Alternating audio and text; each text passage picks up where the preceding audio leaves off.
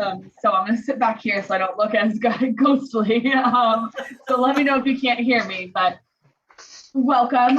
Thanks for being accommodating with this time. As I mentioned kind of in the email, two quick logistical things and we'll dive into grounding.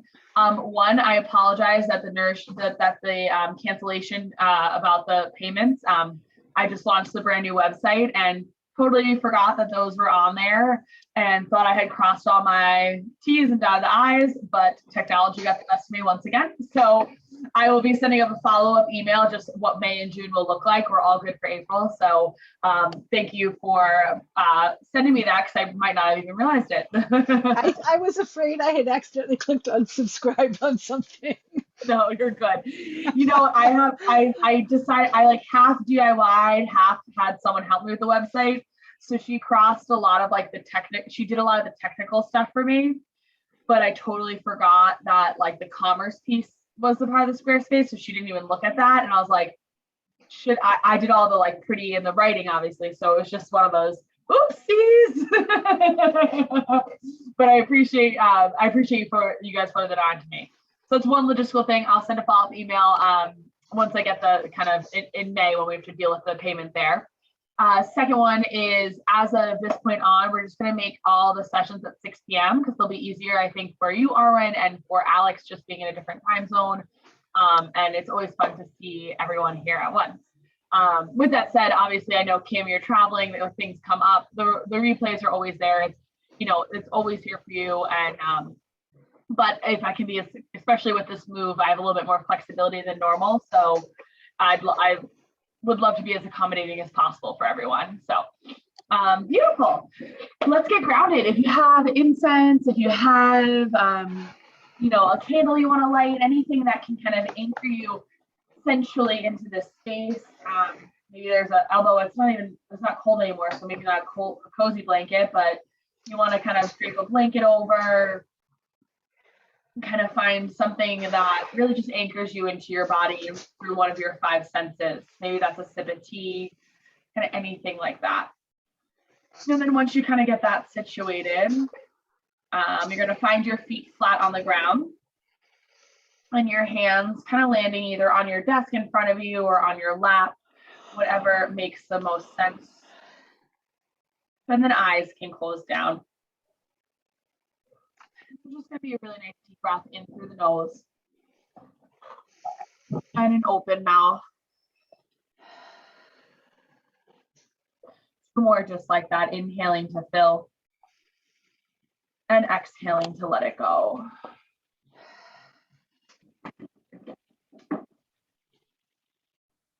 And just allowing yourself this space to land and this space to breathe. This time of year, the springtime, can be a lot of just things shifting around, evolving, changing, and in a good way most of the time. A lot of new growth, a lot of new experiences, especially, you know, in our current time and place, with hopefully starting to be a little bit on the other end of this pandemic and just opening up into some of what we used to do or want to do. And it can be exciting and unsettling and overwhelming all at once. And I find that a lot of times in these periods of transitions, these periods of moving forward, that it can be easy to just kind of ignore what's going on in the body and breath. So I invite you here today to just slow it down a little bit, to just be exactly where you are and notice where that is. Checking in with your breath first.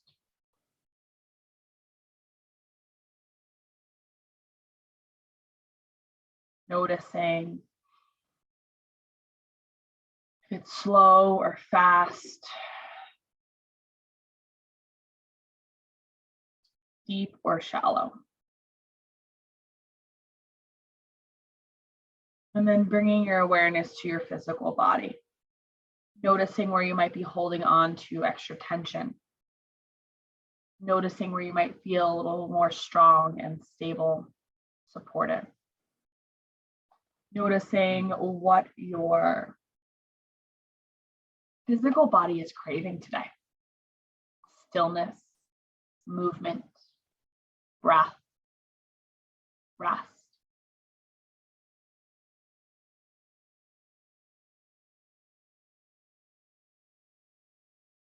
And then bringing your awareness to your mind.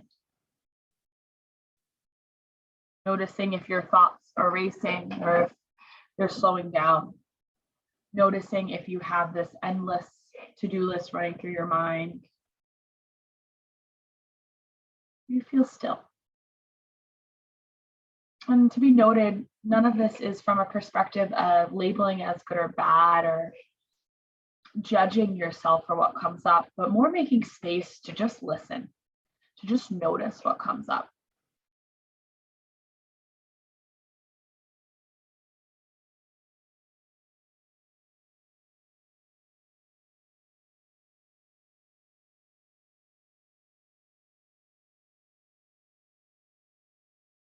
And then bringing your awareness to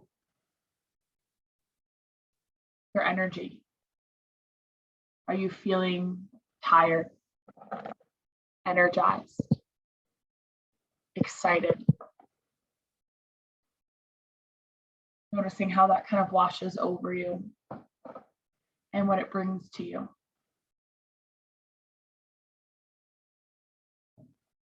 And then last but not least, just checking in with your whole being, body, breath, mind, soul, and energy.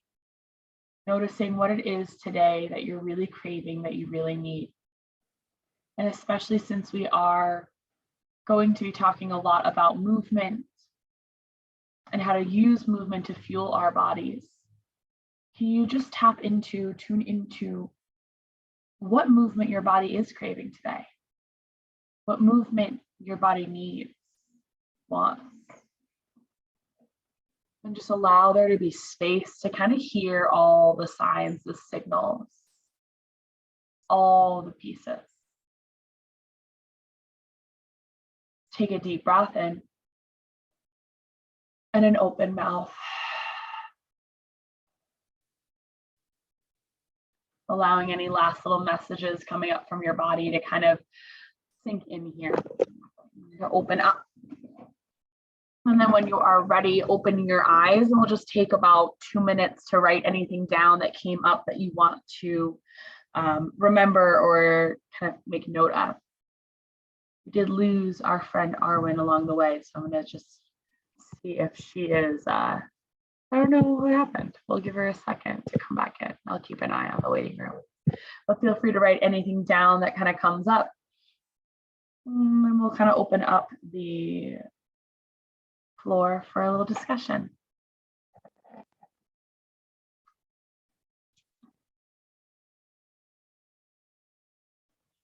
Oh, and actually, I forgot that I wanted to read this. Alrighty. I'm just going to keep my phone nearby in case she reaches out as well. So I apologize about that.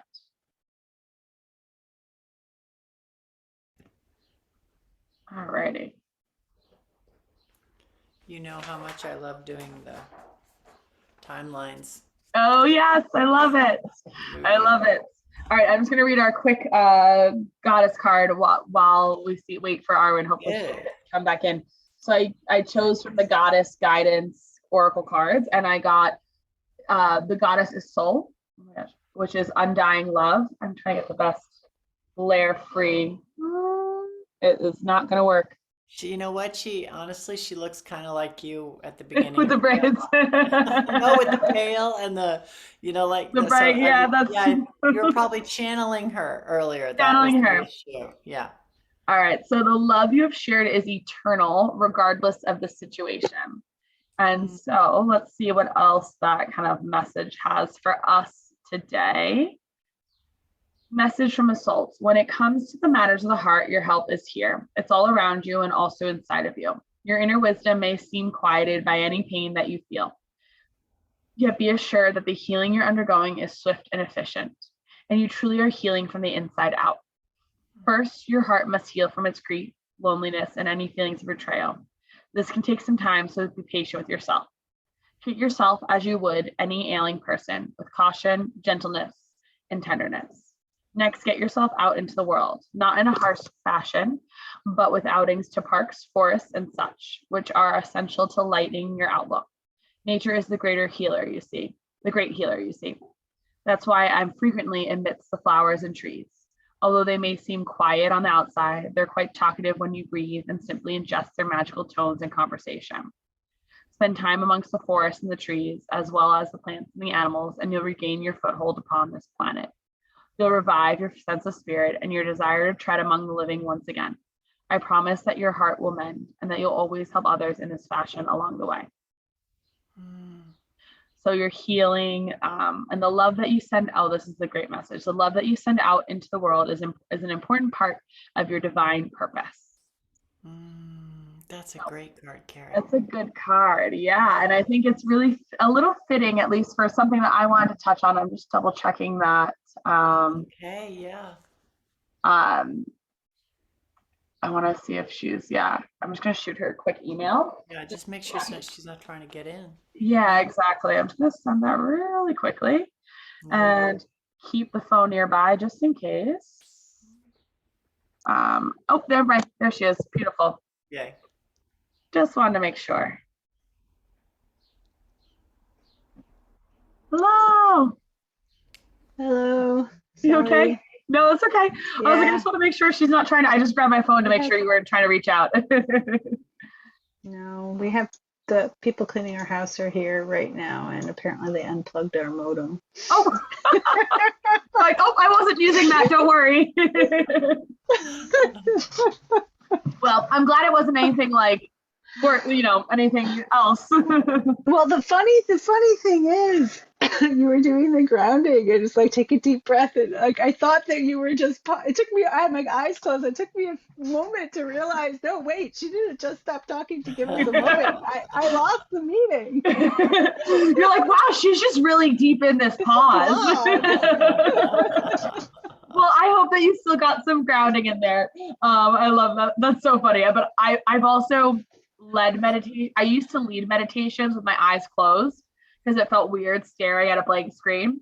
But then one time I did get disconnected and just kept going. So now I do, like, when I lead meditations, I do keep my eyes open because I'm like, how many times have I maybe even talking to a screen of nobody there? So it's happened with yoga too, when I like demonstrate yoga. Yes. And like I'm over there and especially when I have to record it, it's like my full screen is me. So I can get disconnected and not even know. Yes. So I'm like I get super paranoid of that. So totally been there. But we were just talking, I just shared you didn't miss too much. We just finished our groundings. And I did pick, and once again, this is going to be a little blown out, is a card, Undying Love. And it's the love you shared is eternal regardless of the situation. And we were saying it was a really good card, but I think it's also really good because there's something I wanted to talk about kind of in the beginning and then open up the floor to discussion is, today we're going to go through some movement. We're going to do some activating movement, kind of practice getting our heart rate elevated on purpose through breath, through just gentle movement, and then practice bringing ourselves down a little bit as that kind of resiliency. Because as we've talked about in the past, a healthy nervous system isn't one that is always in parasympathetic rest and digest, but it's also not always in that sympathetic. What it does, what a healthy nervous system, a robust, a resilient nervous system does, is it can oscillate between the two, kind of in and out, in and out. So we're going to practice that a little bit today. Before we practice that though, I wanted to open the floor to discussion, and I wanted to bring up just one point that I think this card goes kind of hand in hand with. It's this idea that I think movement can get a couple of things. I do think movement can get a little complicated. And I think our relationship with movement can get a little complicated. And I do think that plays a role in how certain movements make us feel. So and especially with, what we're doing today, I have a plan in my mind about what we're going to do, right? But I want you to really be observant of kind of how it feels in your body and what it brings up for you. And even if that means like pausing for a moment and writing some things down, that's totally fine, because it really is about learning your body. Because sometimes certain movements based on past history, based on kind of your experiences might trigger certain things or bring up different things for each person here. So I think that's really fitting. This undying love is for me, and this has been my journey mission with movement and exercise, is how do I move my body from a place of love and not a place of punishment or a place of I should. And I think that is, for me at least, an ever evolving, ever kind of figuring it out process. And it looks different through a lot of different phases of life. So that's just something I wanted to share with you all. We can dive into that a little bit more if you'd like to, but I want to open up the floor first for questions, comments, anything that came up after last lecture. Awesome. I don't know if this would be after last lecture, Carrie. I don't know if that you are to say things also that you had us do the timeline. You had us do a couple exercises, a couple prompts. Is that part of this? Yes, yeah, totally. Yeah. Okay. Oh, that's fair game. Yeah. Okay.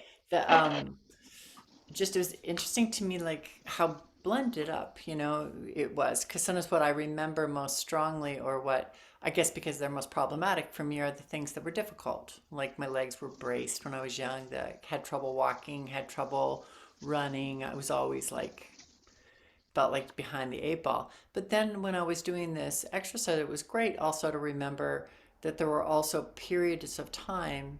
And I thought, when I think about the qualities of those periods of time, what was I learning? And a lot of times it was a sort of blend of imaginative play and and physical motion.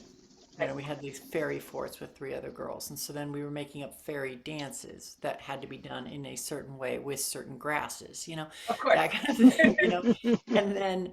But then if you put me in a dance class, I'm just going to get injured, Right. unless I have like an older teacher who's also taking care of his body. And then even then it's going to be like, I can do the exercise on the floor. So it was like, and teenage time is always bad anyway. And that was also team sports, Right. which would be just like, Kim get injured what day, and it was a long time before I understood how that all went together. So it was more cyclical. But it was interesting to see there was always sort of this strand going through in each place. When you're saying which decades were negative and which were positive, I realized no, each one had some, like what I think sort of some sort of glimmering possibility in it.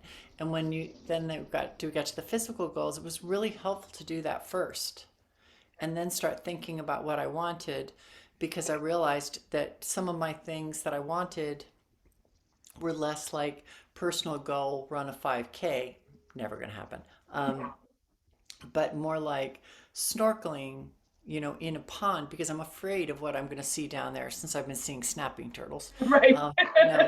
I don't know if I want to see that, but now that I've done that snorkeling in Iceland, I have this sort of like, and so you can see sort of, I hope how that kind of connects to like fairy forts from the beginning. Really not about like, can I run, can I jump? I had a friend who could do gymnastics, so she's doing backflip fairy fort, Right. and I'm not doing that, but it's not, it's physical, but it's not physical. And I thought it's more like gateway or something to something that's more like enriching.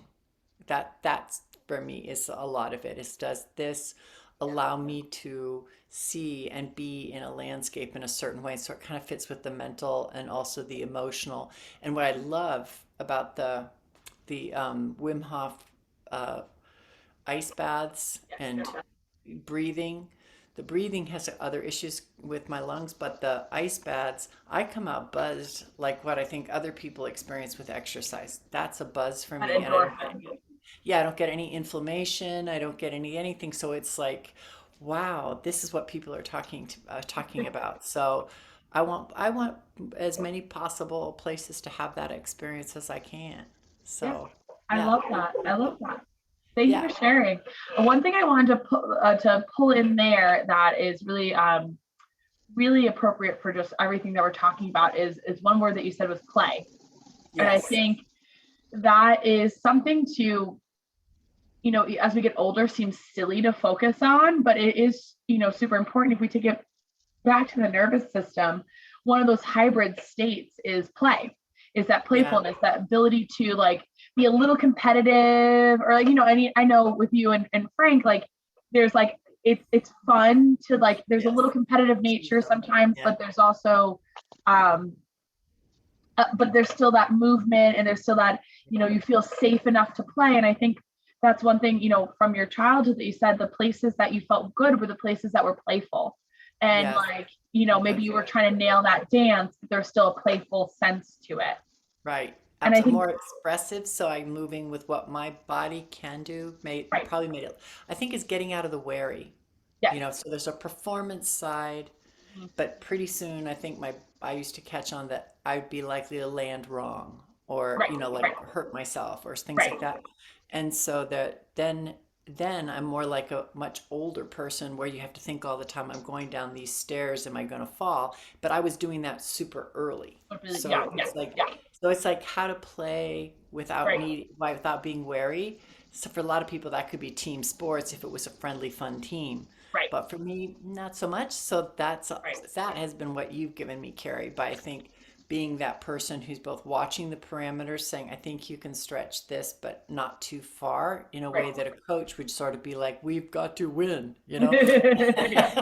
But also to kind of a similar point is that is your movement history, all those Yeah. pieces of the puzzle. So Mhm. now from this point moving forward, and I know we've done some of the work, a lot of this work together, but it's how do you take with all that knowledge of there's playfulness involved, but there's also a little bit of fear involved, but there's also that enjoyment, and there's also probably a little bit of that, um, for lack of a better word, like sense of loneliness with it all, because you're like, I wanted to do certain things and couldn't.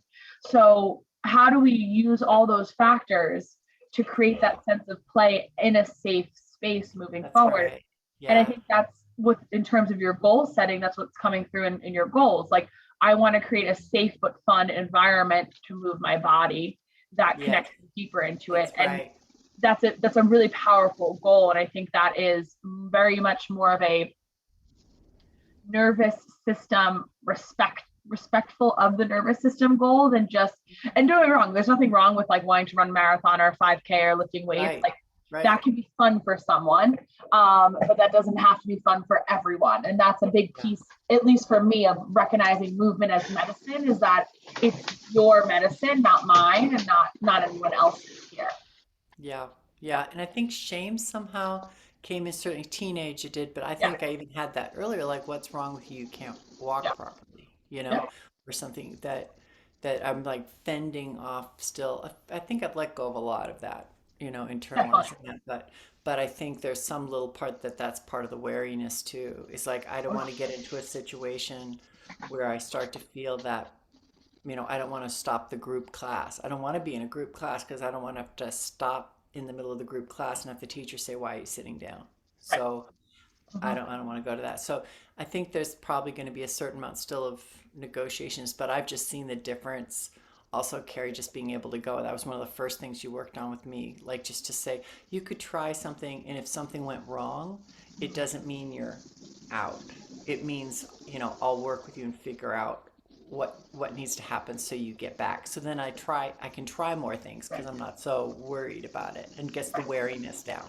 Yep, yep. And I think one thing Gift. to, especially when, that's why I kind of made a bit of a comment about when we're moving, see what comes up with for each of Yeah, you, because there is a huge role that fear plays in movement. And even like, fear can mean a lot of different things. It can be like fear of re-injury, or just even like, for so long, people have been told like never let your knees go over your toes. So that develops a right, fear that like the minute my knees go over toes, and those things, that fear or those any experiences that might have had a lasting effect on, they do get deeply embedded into our nervous system and our bodies. And a large part, as both of you know, but a large part of physical therapy for me is, or just or helping people move, I shouldn't even say physical therapy, is understanding the role that fear plays, and knowing like, okay, when it's okay to like knock on the door, and when it's like time to take a step back and let your, so let me rephrase that. There's this place where we need to create a sense of safety in our body, and it's not, we're not pushing into fear, because it's not like, we need to just feel safe in our bodies first. And then once we establish that safe baseline, that safe foundation, then maybe you start knocking on those doors of like, what about this movement? What about this exercise? What about maybe going into a group, session? But you can't do that until you've set that baseline of safety. And you also can't do that until you recognize that, oh, hey, there might be a fear component here. And maybe my body's just trying to protect me. Not that nothing's wrong with me. And my body's just trying to protect me. But that's sometimes it's hard to get to that place. Yeah. Yeah. Thank you for sharing. A lot of what you've both just been saying really resonates. Because thinking about my own history, it was the joy and the good stuff was the play and the doing things my way, right? Like I loved to dance, and I did take dance classes, but I was never very good, right?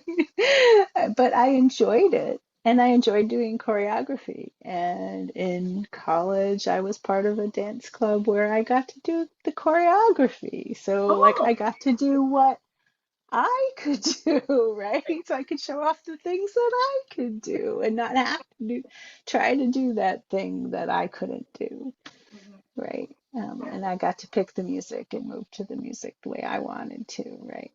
Yeah. And the sort of the like, but like in middle school and high school gym class, I was bullied by the other girls in the locker room, and the gym teachers are so mean, and it's just all kinds of things. So like sports and running and going to a gym are all very anxiety producing activities, right? And those are really real So feelings that are like deeply embedded within us. It's not like, oh, I just don't like running, or I just don't like that. It's like very much can be a very visceral experience as well. yeah. So dance and being in nature, like 'cause I did a lot of playing outside, and we lived in the country, and like I did a lot of hiking with my child when she was small, and like doing big hikes, basically carrying her through the whole thing when she was little, right? And it was like, I want to be able to do that again.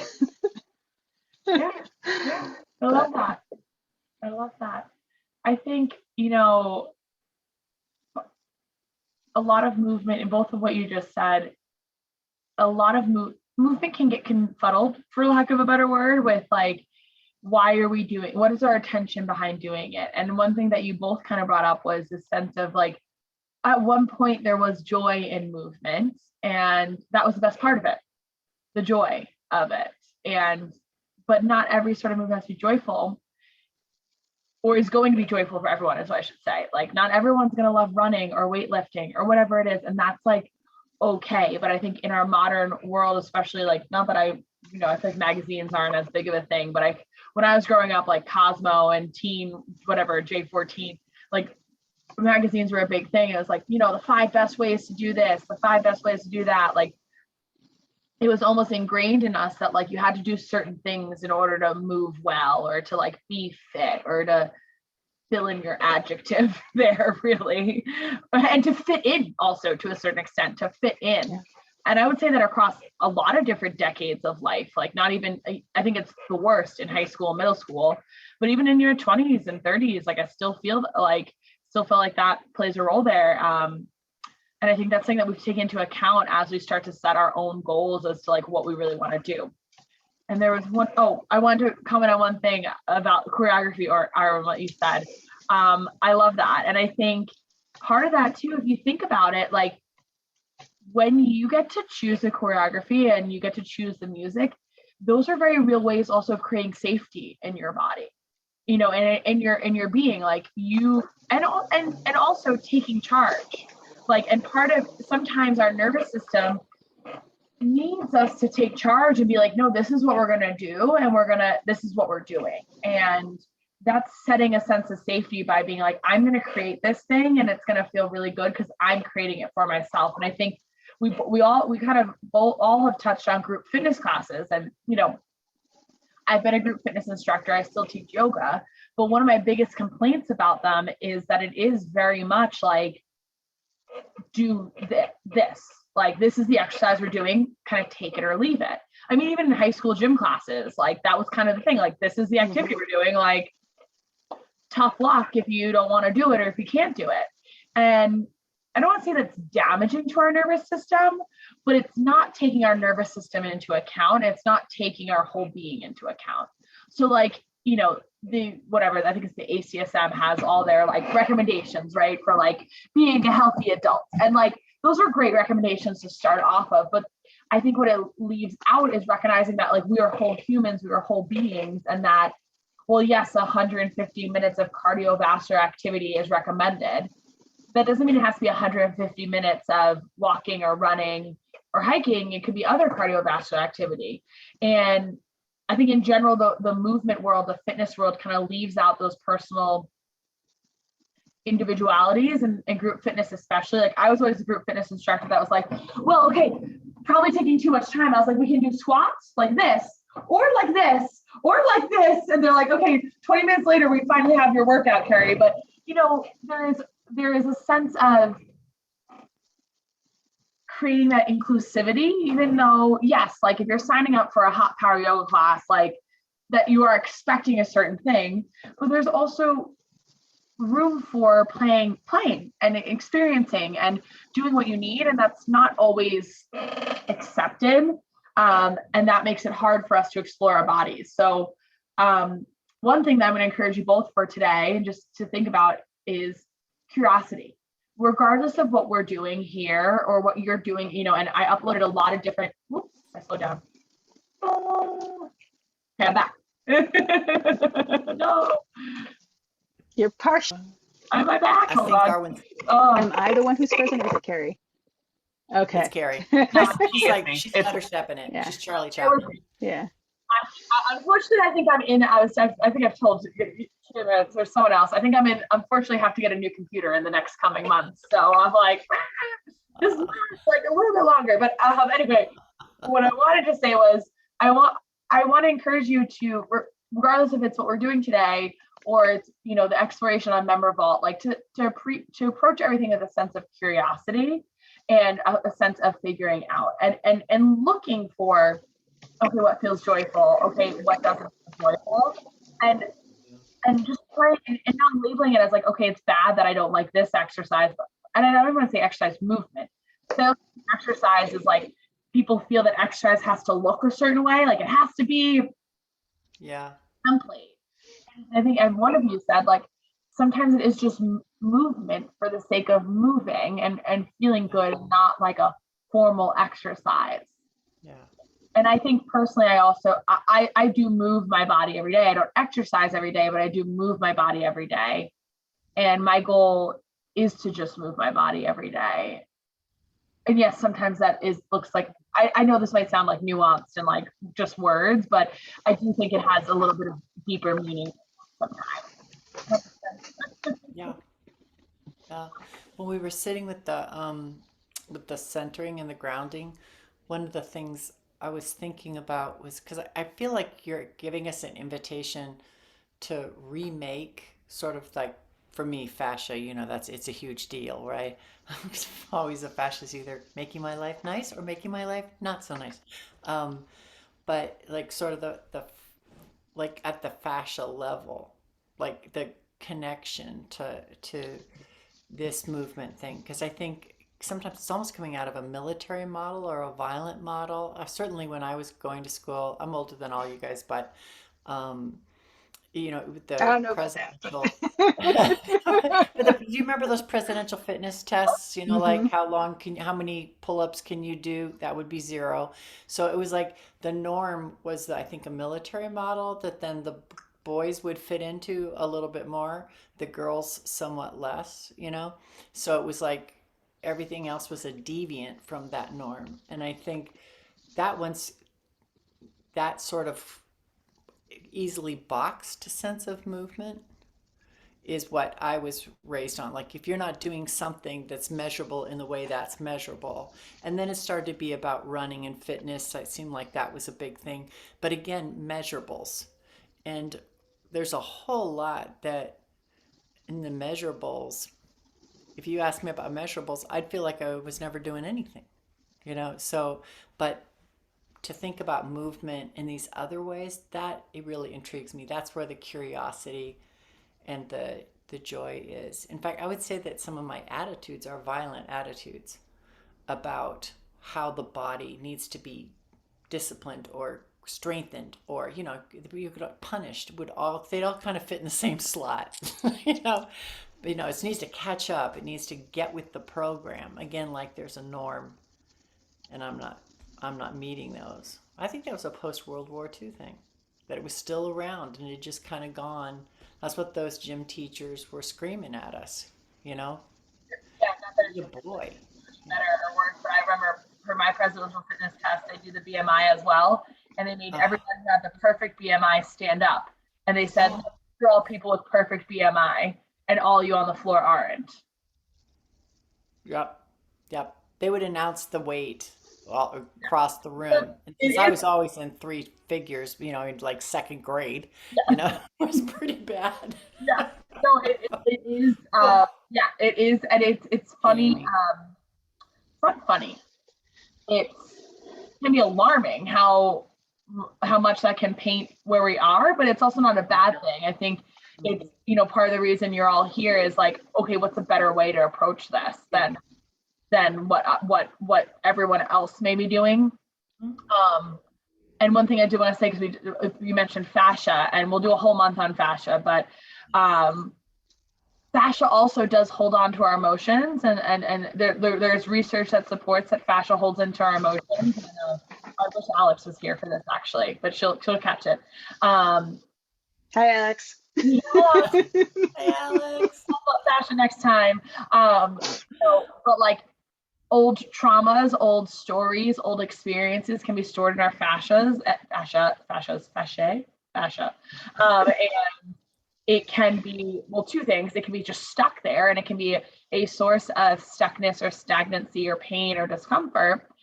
And also moving in a way that allows us to feel safe, we can also release those emotions and those traumas and things like that. And that all is very much, I see it in yoga. I do see a lot in, because yoga can, for some people, be like the first time they feel like don't have to achieve anything. Mhm. And obviously it depends on the yoga practice and practitioner, but a lot of times people after at their first yoga class, like be crying at the end of it, or be like, or at least teary eyed, and especially certain poses tend to bring it up. And at first when I started teaching yoga, I was just like, oh, that's just what happens in yoga. Like you're working through stuff, but on a deeper, more kind of physiological, scientific level, like yoga really is moving your fascia first and foremost. I mean, there's so many pieces to it. There's an energetic piece, there's a spiritual piece, but there's also that physiological, like the fascia is moving. And probably, a lot of us live our lives forward and backwards. We're not really going like side to side. We're not dancing all the time. We're not rotating unless we have to. And yoga kind of rings you out and kind of gets you moving in all these different directions. So it also helps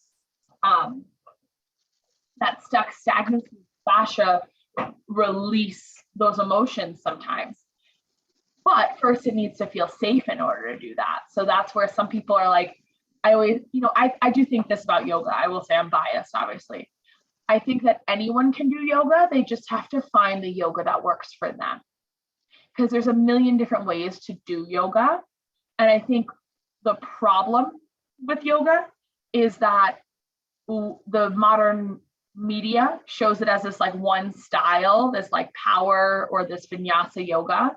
Like, this is how you do it. You have to move this fast, and you have to do this crazy balance, and like get your leg up here and twist. And to me, that's not what yoga is. Like, yoga sometimes is just laying on my mat and rolling around. Like, that is sometimes just yoga. So I do think there's so many pieces to that. I guess Did you know there's yoga competitions? I think I did see that. I heard about that. It's like that is so not the point. Like that is so antithesis. Back then they do. Yeah, I mean it's just it. Yeah, it's it's these young lie things getting into these crazy positions. I Yeah, have never participated. Because I graded like gymnastics or something. Like I haven't gone dealt that. I didn't dive deep into it or anything. I just heard about its existence and was appalled. I do vaguely remember one person I knew in the yoga world start doing posting all these like progress pictures of these like insane positions that I was like, ow, like that looks like ow, it just hurts. But it's, interesting bringing that up.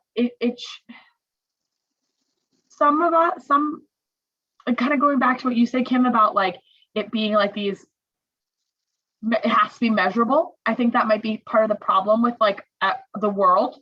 Like everything has to be measurable instead of like, oh, why do you do that movement? Oh, just because it feels good. Like that's not an answer most people give. There's a lot of It like, has to be, yeah, it has to be measurable and it has to be, and everybody has to be measured on the same yardstick. right. Like this is one of the things with the corporate wellness things that drives me nuts is that they give rewards for hitting certain numbers of steps and things like that. I'm like, can't you do it if can't you encourage people just to do more than they did last week? Like that would be so much better for the health of everybody, right? Rather than only the people who are already fit and doing 15,000 steps a day, 10,000 steps a day get encouraged to do something, right?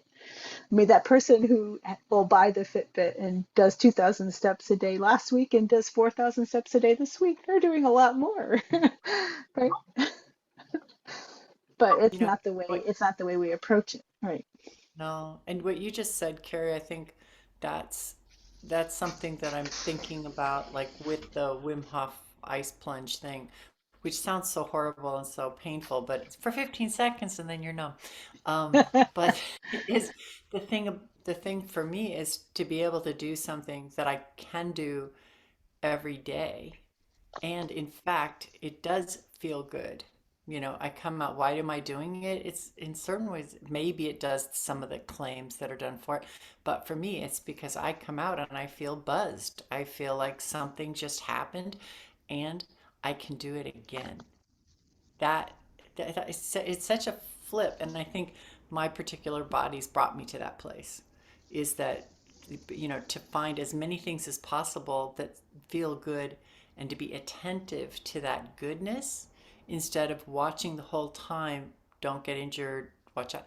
That's actually a huge goal for me. So it's like, no wonder I was having trouble fitting into these other models because they just don't fit for me at all. And that might also be as I get older. So I'm talking now that I'm in my 60s, like, now that I'm an elder. But, I'm so like, yeah, feeling good is a goal. It is a goal. That's like, hey, do Yeah. more of that thing that makes you feel fantastic for no other reason than that. Yeah. I think Uh-oh, we've lost your We audio can't a hear little bit. you. Yeah. what's going on. I know your computer's so playing with you, Carrie. I'm so mad at it. Let me Now try. we can hear you. There you, yeah. All right, let me pull that Yeah. out. Is that better? Yeah, it Yes. 100% is. Stay close. Yeah, I think there's so much good stuff to that, and I think to what you're saying, Arwen, about that measurable from kind of corporate model.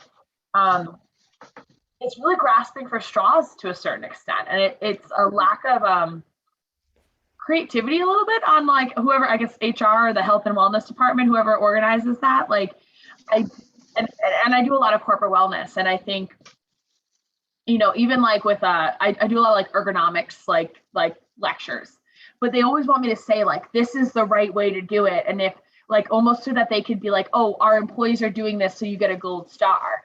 And my lecture is always like, actually, like the right way is going to be different for every single person on this call. These are some things to look at. These are some things to consider. And, it depends. It just depends. And people don't like that. People don't like that ambiguity. And I think I think this is just across the board in terms of wellness. Like everyone wants like this is what you should be doing. This is what is I mean, even people coming in for physical therapy or pain or whatever, like people are like, well, just fix me or just give me the right equation and I will do it. And then I will feel perfect.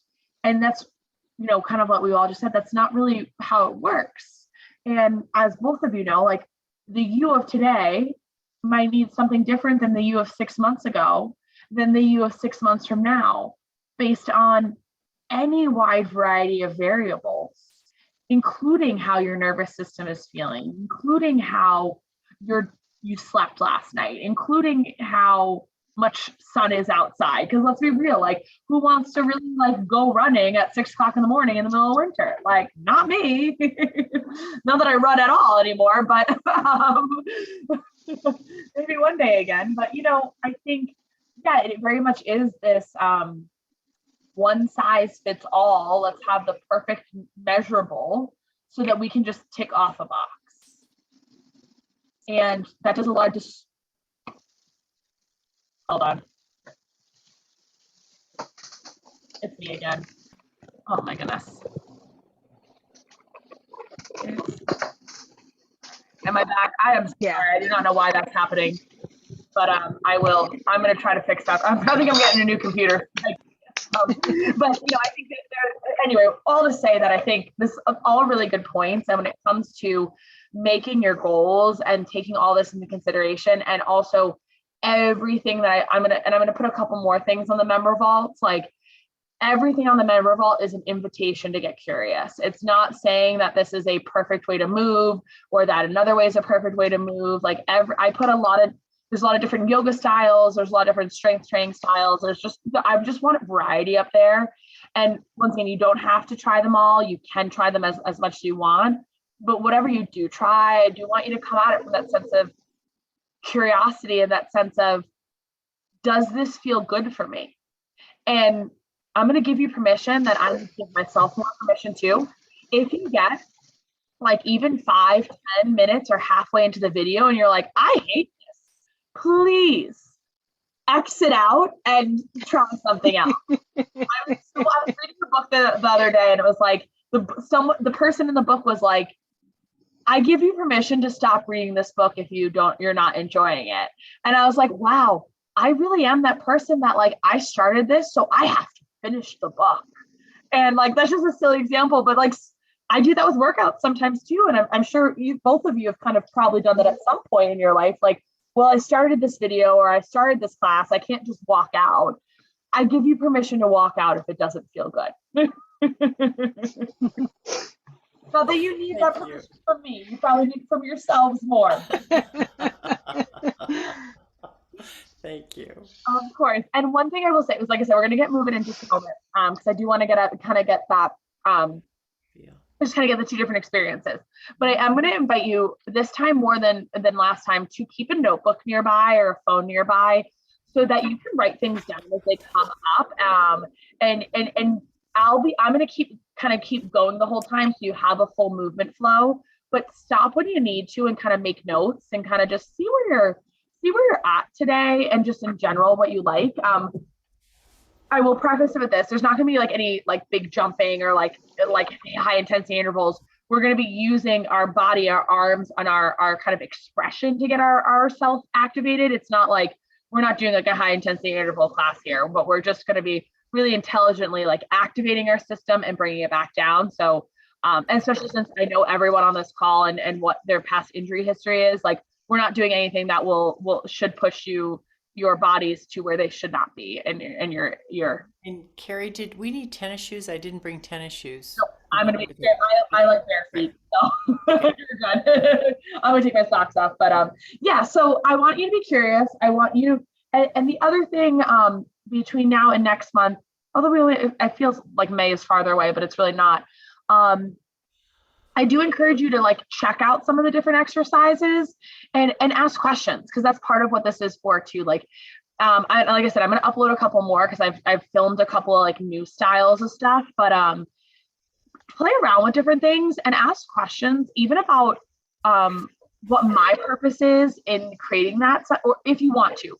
I want you to be really curious about movement as a whole, because knowing all of you and knowing kind of your past history and what you've been through and where you are now, I think you're all in a really good place to like get curious about what it is that you want to do with your bodies moving forward. And it can look like almost like the world is your oyster. Like you could all take it in like very different ways Mhm. depending on what brings you joy. So don't be afraid to like if you tried out a class, it was like what like ask away. Whether you can email me or we can talk about it on the next call. But just experiment and be curious and bounce ideas off me because that's what I'm here for. Nice. Thank you, Carrie. All right, it is 4:56. We're gonna take like 3 minute break. We'll get back. And we'll take a 4 minute break. We'll get back at 5 and we'll do some movement. Go to the bathroom, grab some water. I want you to set up like a yoga mat with space.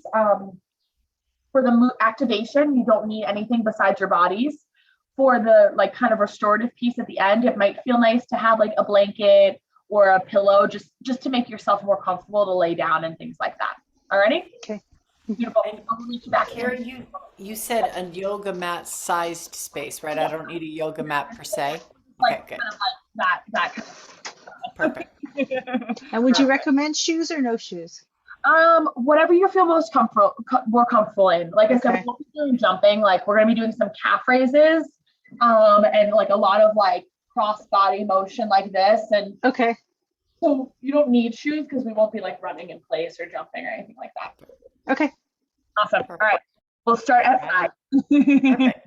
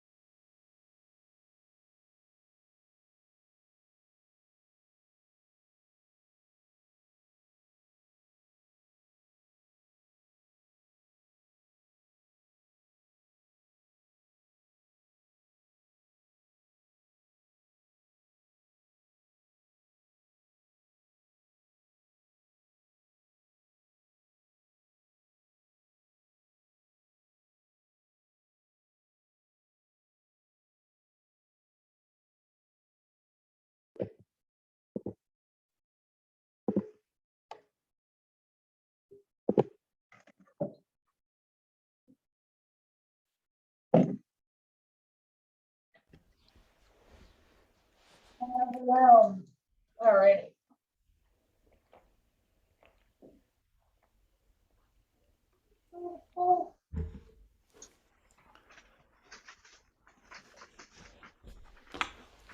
Welcome back. So the video I should say is on pretty much here. If you feel more comfortable while moving, having your video off, that's totally fine. You really the recording, but sometimes when we're exploring our bodies, it can be safe and feel better to have video off, but that is 100% up to you. Like I said, we are going to be really using our body, our breath, and a lot of arm movements to kind of bring energy up and get us moving about 10 minutes or so. And then we'll spend about 20 minutes kind of taking it down a notch and really soothing and slowing our bodies down. So with that said, we're going to start in a standing position. And I want you to start with this gentle rock side to side and a little shake out of the hands. We're going to swing actually kind of like a dance move as you step side to side. You're going to tap the feet back together, and your arms and hands can just be fuzzy. If you want to keep them moving, if that feels good, great.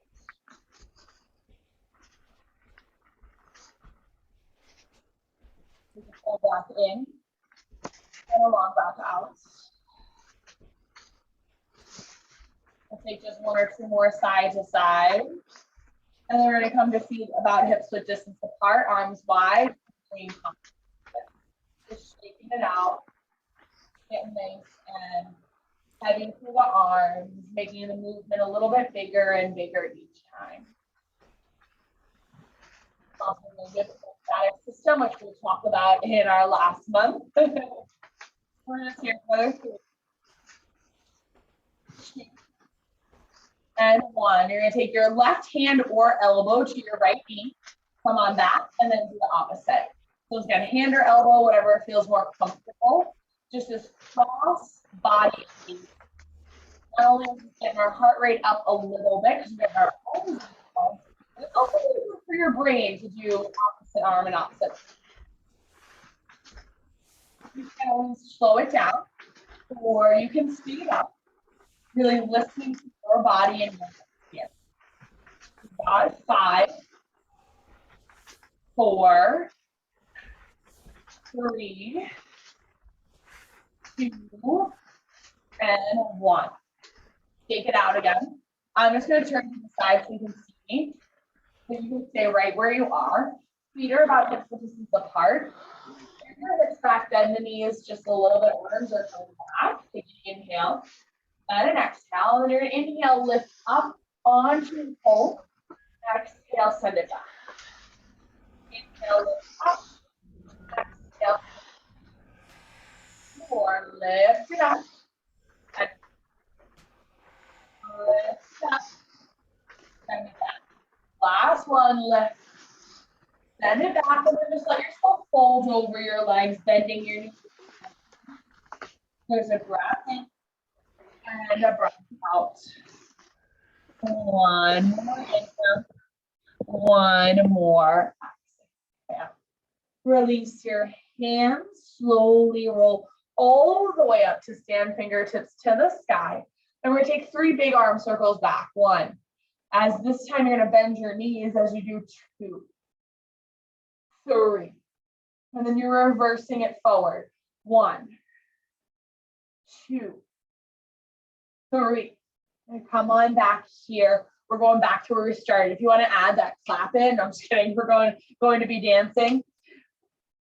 We're just kind of that side to side, get the arms swaying here.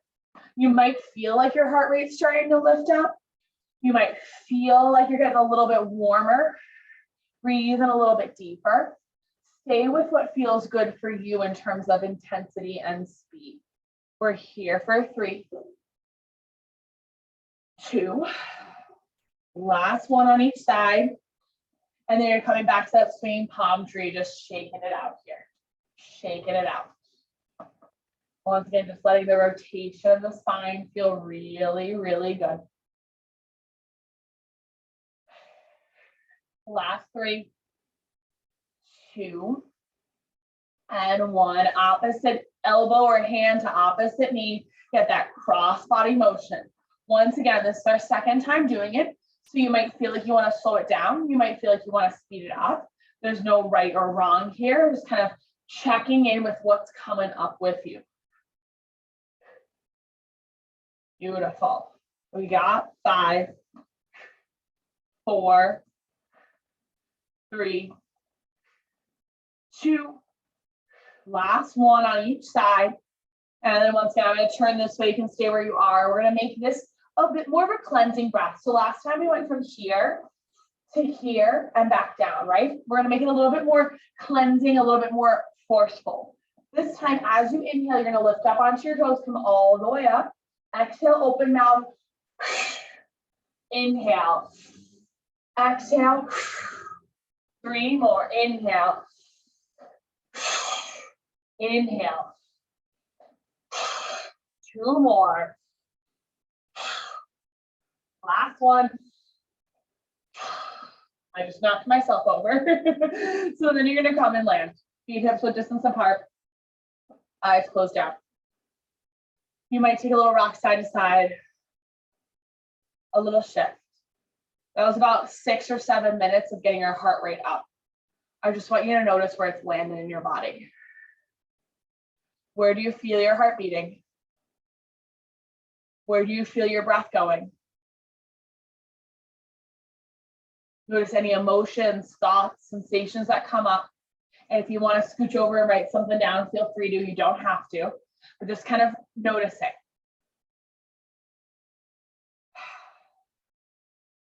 And then coming back to the sense of safety, finding equal weight in both feet, left to right. And then finding about 60% of the weight in your heels, 40% in your toes. Knees are slightly bent, shoulders are soft. And you just allow yourself to land. Eyes might flutter open as you just find a spot in front of you to gaze at. Find a spot to just anchor you in. Slow down your exhales. Slow down your body. We're going to take in a moment an inhale for a count of 3 and an exhale for a count of 6. Always feel free to change it up as you need.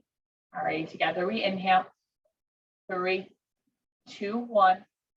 Exhale. 5, 4, 3, 2, 1.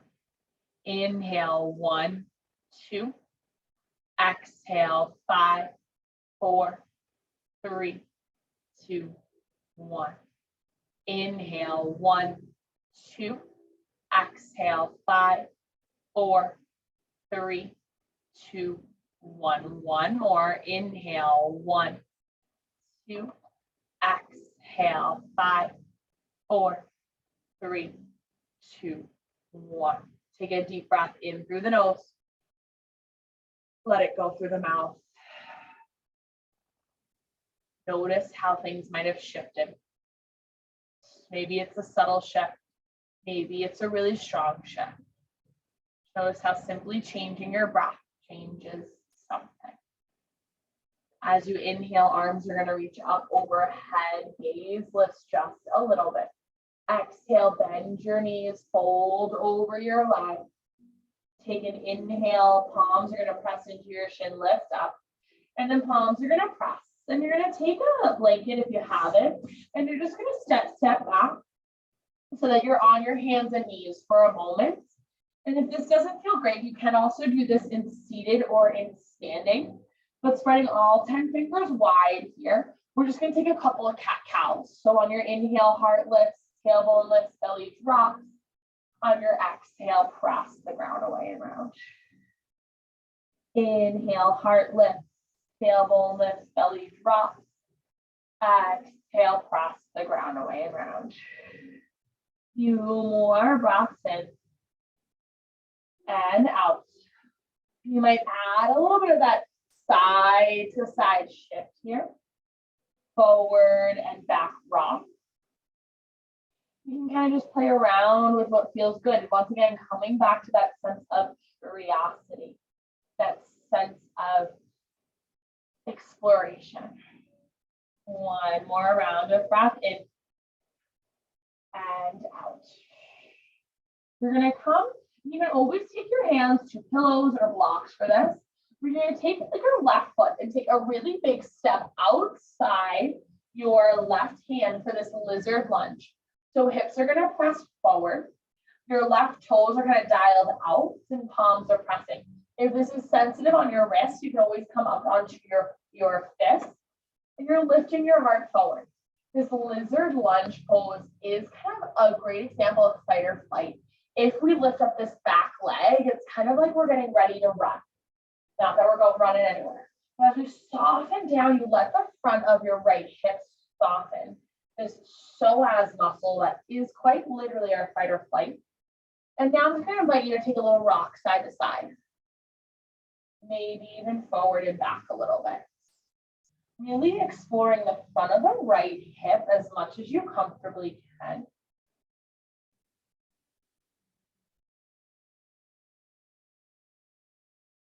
And noticing what comes up. Are you clenching your butt, your jaw, your eyes? Take one more inhale. And then exhale, just make your way back to tabletop. If it feels comfortable to come into a child's pose, go for it. Breath in and breath out. And then come on forward. And you're gonna take that lizard lunge on the other side. So right foot's gonna take a big step outside the right hand, right toes are dialed out, hips are pressing forward, lizard lunge. Once again, if you want to play around with the activation of lifting the back leg versus lowering it, kind of noticing how it feels different here, go for it. And then you explore the front of the left hip. Shift forward and back, a little side to side, maybe you draw some circles. It's all about finding what feels good. You might find a little spot that you're like, yes, that is it. Hang out there. You might find a spot that you're like, absolutely not. Keep moving, keep exploring. 2 more breaths.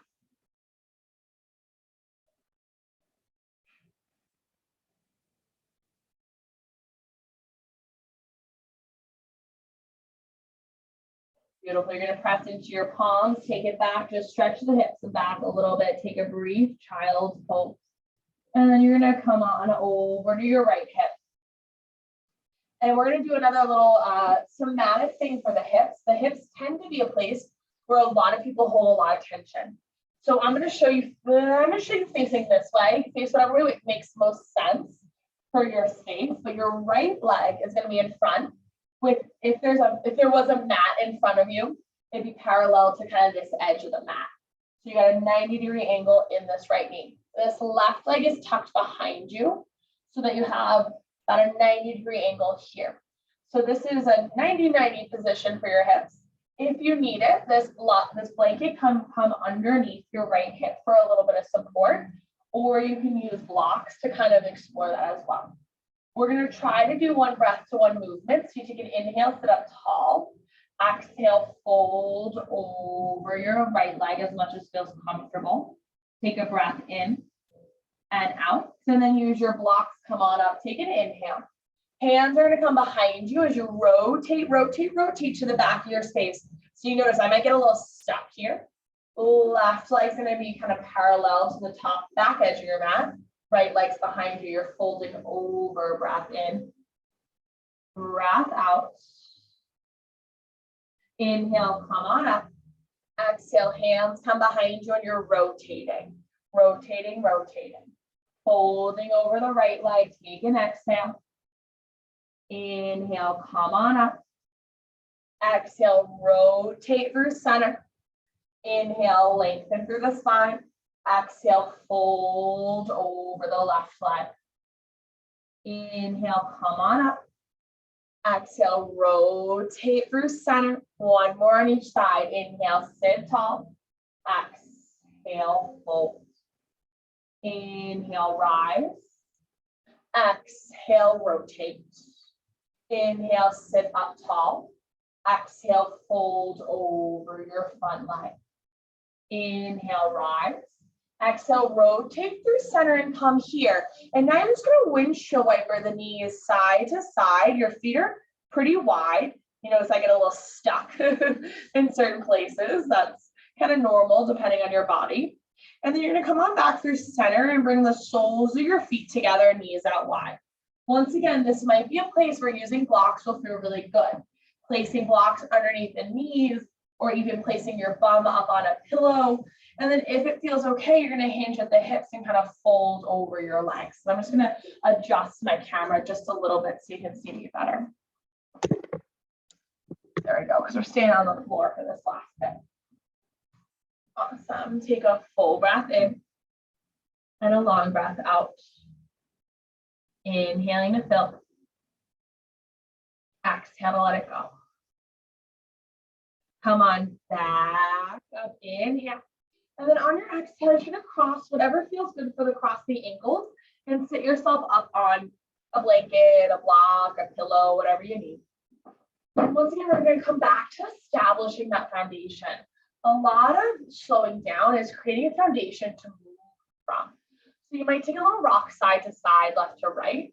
And once again, finding equal weight in both hips, left to right.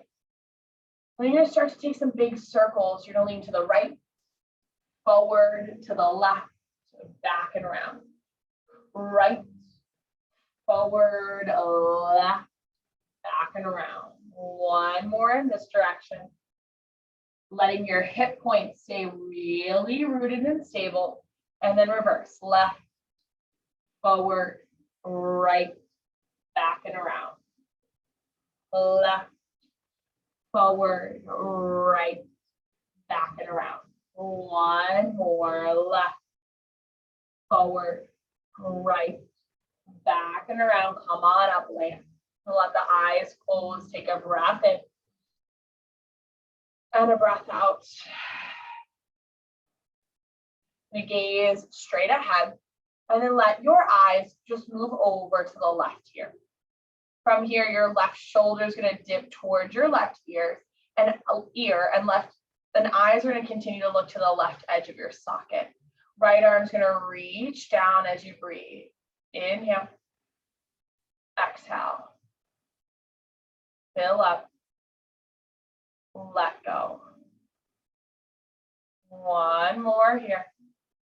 Eyes come through center. Fingertips come to your head. You're going to draw your head back up. Take 3 circles in the temple in one direction, 3 circles in the other.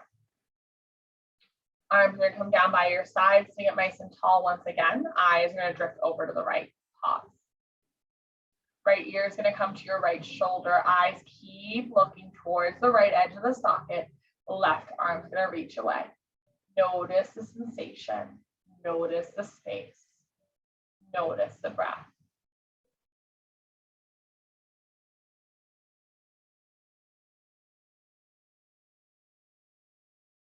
Eyes come back through center. Fingertips come to your temples. Bring it up.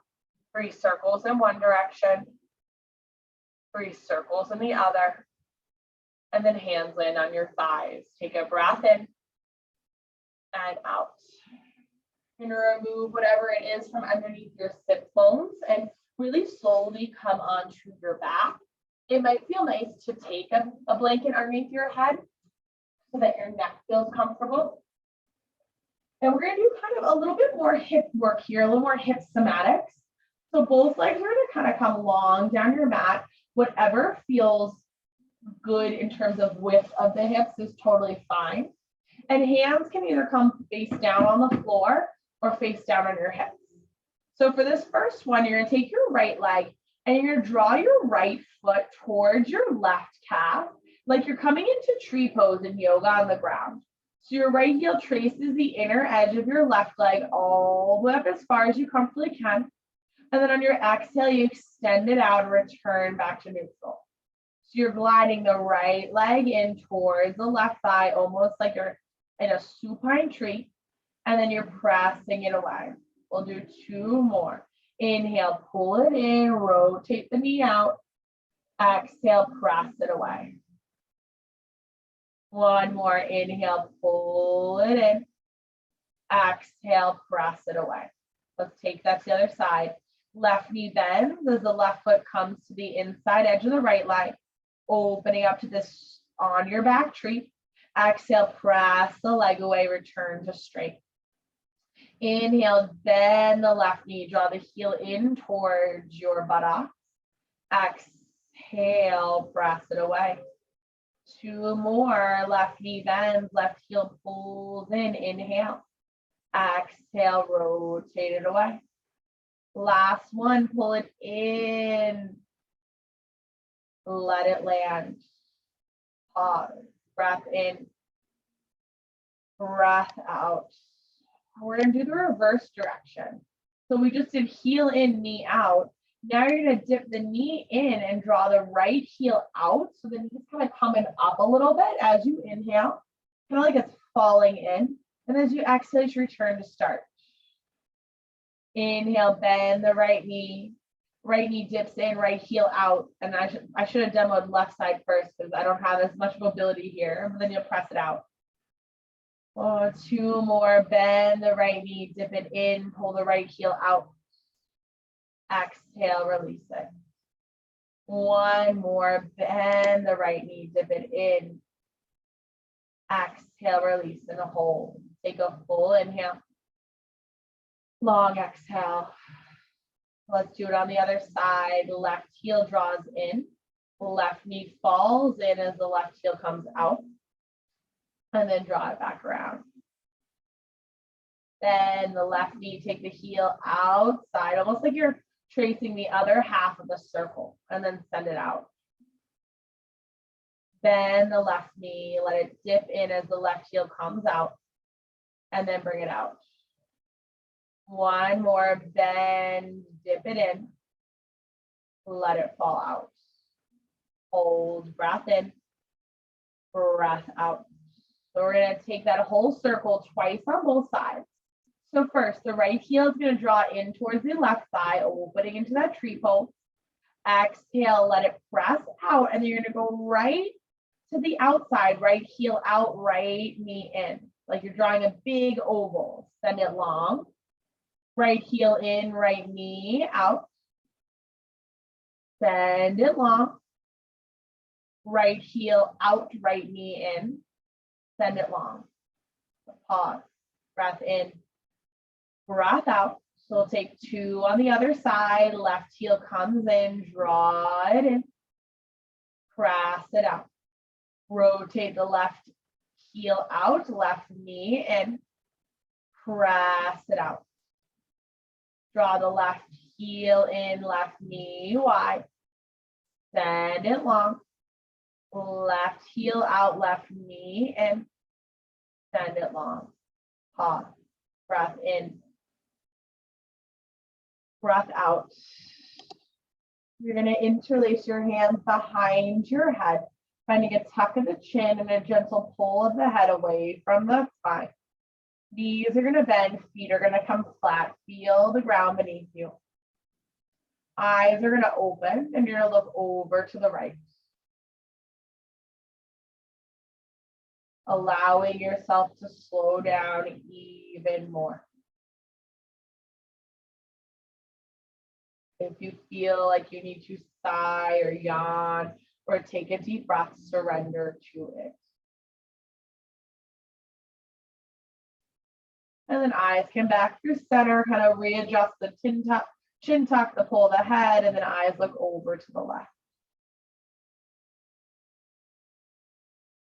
Notice if there's any sensation of swallowing, of softening, of breathing.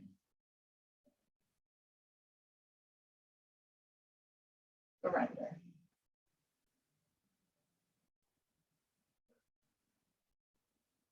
And then eyes come back through center, arms come down by your side. Hands are going to come to the front of your rib cage here. And I just want you, before doing anything, to notice the rise and fall of your breath.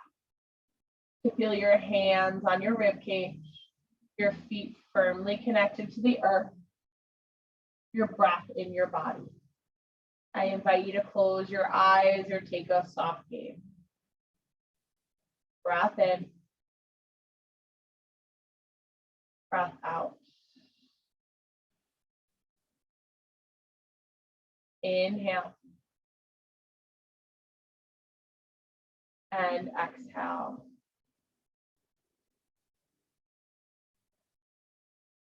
I invite you over the next breath or two to really think about expanding the rib cage wide as you inhale and softening the rib cage as you exhale. So inhale, expand. Exhale, soften.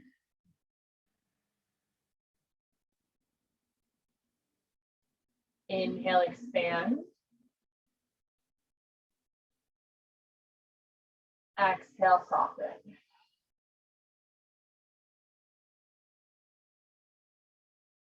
Inhale, expand. Exhale, soften. One more inhale. One more exhale.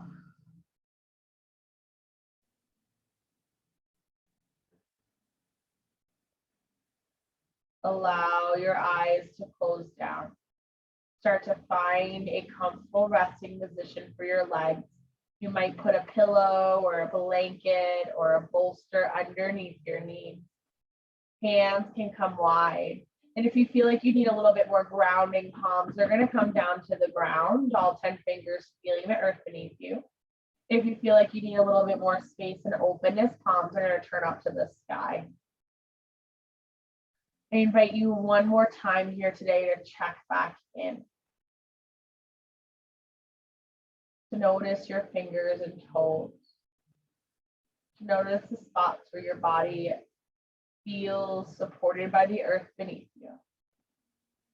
To notice the rise and fall of your rib cage.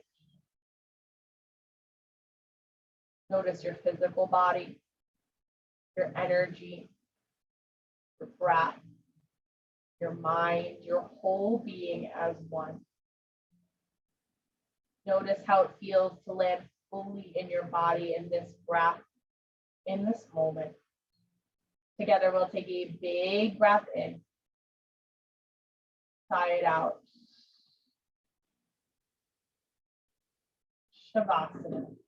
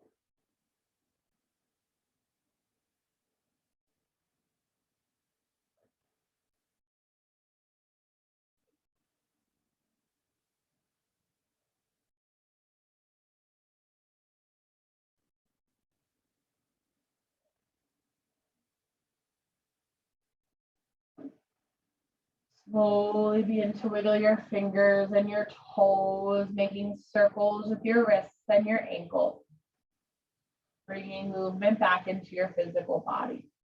I invite you to take your fingertips and bring them up to your face and just really gently rub your face like you're rubbing in lotion foundation. Notice how it feels. Take a full breath in and out. Run your fingers through your hair as you bend your knees and place your feet flat. Scratching the head, the top, the side, massaging the hair. Start to add a little windshield wiper of the knees and eventually let one of those windshield wipers roll you over to one side as you curl up in a little ball. Pausing for one more moment to feel the earth beneath you and the breath within you. Take a full inhale and exhale. gently pressing yourself up to a comfortable seat. Hands can arrive kind of at heart center or on your thighs, allowing yourself to arrive fully in seated. Together, we'll take one last big breath in and let it go. Namaste. Thank you for joining me. And I muted you guys just to so that the recording was a little quieter and you could focus on your breath. But I'm gonna ask you to unmute and take your time to come on back and just say hello. That was lovely. I was just thinking they need to have a class that's entirely corpse poses, just like here's a variant on corpse poses. Call it like mass grave yoga. That's fine. Oh, She stole my chair. Let's see her. Oh, cutie, Hello, Nova. cutie. how'd that feel overall? Felt great. Awesome. You know, the face, relaxing the face. I'm just remembering how much time my early yoga classes actually spent on corpse pose. I mean, it was a full 10 minutes, and there was all this stuff about relaxing the muscles in your face, which I'd forgotten about until you were having us do some things, and suddenly it was like, oh yeah, I always would hold so much tension in my face. That's great. So good. Yeah, awesome. Thank you for joining me, first of all. I hope that felt good. You know, with the activation in the beginning, there's all sorts of different ways to get your heart rate up. And kind of back to my previous point about cardiovascular activity, like it doesn't always need to be running or jumping or hopping or skipping. Sometimes just getting your full body moving and focusing on moving your full body gets your heart rate up.